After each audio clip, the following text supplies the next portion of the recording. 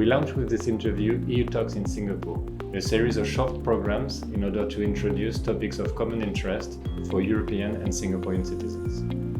Climate change, the topics of today's discussions, has been a key issue for the European Union and Singapore. My name is Pierre-Louis Lempereur. I'm the Deputy Head of Mission of the European Union to Singapore. Today we have with us from Brussels Mr. Jacob Werksman, Principal Advisor at the European Commission Director General for Climate Change and EU Lead Negotiator under the UN Framework Convention on Climate Change. Jacob has a very impressive CV, from working with the UN Development Programme to the Rockefeller Foundation in New York and been teaching in some of the world's leading universities in the last 20 years.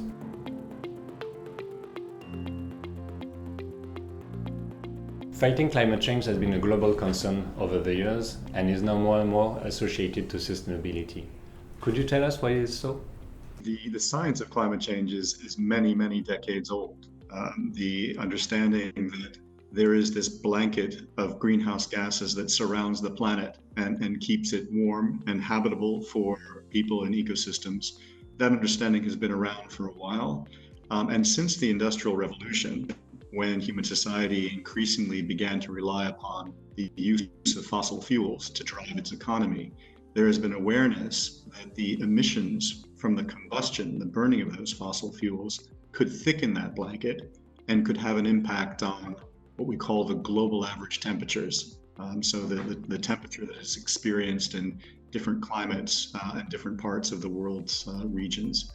And that impact would be a gradual increase of that global average temperature, and that could have some very significant consequences on both human beings, but also on natural ecosystems, if that average temperature were to rise quickly and above a certain average. So that concern has been around for a very long time. I think that the way in which the concern has increased over the past decade or so is due to a number of factors. One is that people are actually beginning to experience these impacts in their day-to-day lives. So whether it's the forest fires that we're now experiencing in the Arctic, in Europe, which are devastating ecosystems and increasing local air pollution, and significantly changing the shape of our environment here in the EU, to droughts that we've also been experiencing within the EU, or to the impact of sea level rise, which is another consequence of the rise of global average temperature in contexts such as in the Asia-Pacific region, where small islands in the Pacific and small island city-states such as Singapore are beginning to see that there are, in fact, impacts of on sea level rise that's threatening our coastal populations as well. So these impacts, which have been predicted for a long time, are now being experienced in people's day-to-day lives.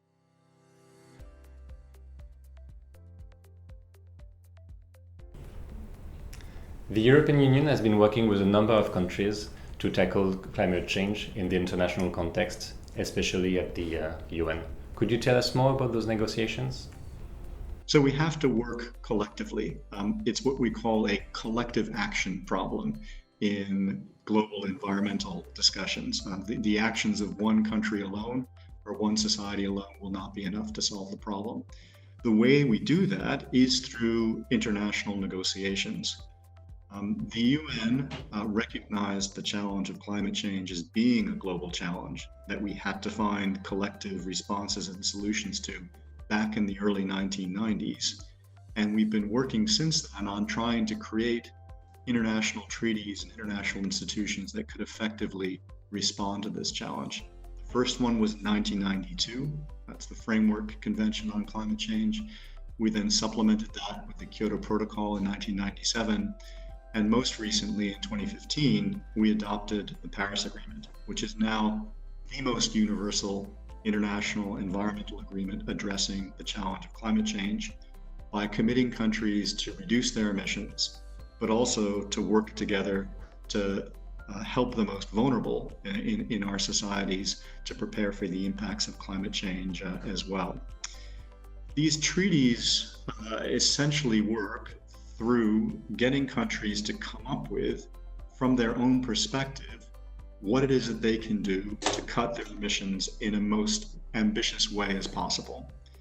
In the Paris Agreement, these are what are called the nationally determined contributions of each country.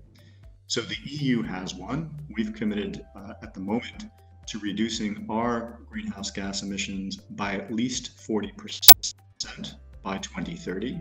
And Singapore has its nationally determined contribution as well. And I'm sure our delegation is very familiar with the content of that NDC.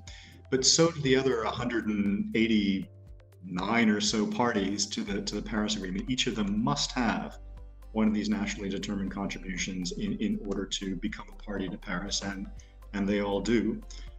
The problem is that if you add up the impacts of all of these contributions, most of which start in terms of their application in 2020 and run out to 2030, if you combine the efforts reflected in all of those NDCs, they will not be enough to put the world on track to achieve the Paris Agreement goals.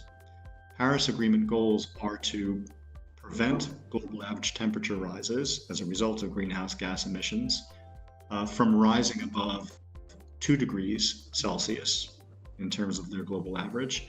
And they require us as parties to aim to be even more ambitious than that, to avoid a 1.5 degree global average temperature rise.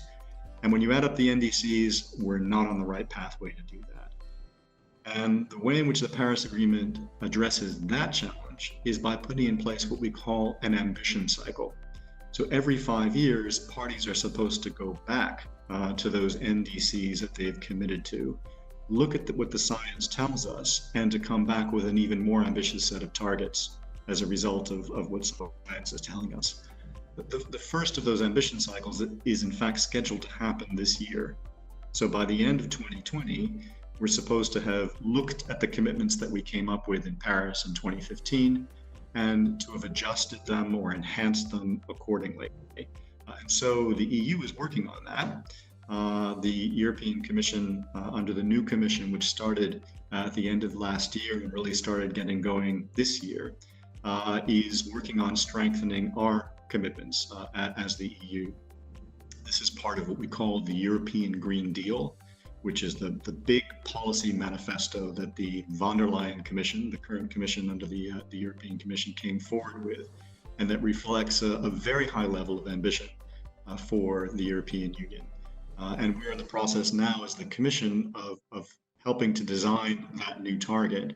And we hope as the Commission that target will move from an at least 40% emissions reduction to a 50 to 55% emissions reduction from 1990 levels, and that we'll be able to achieve that by 2030 through an adjustment of this the legislation that we put forward to make it even more ambitious in terms of cutting our emissions.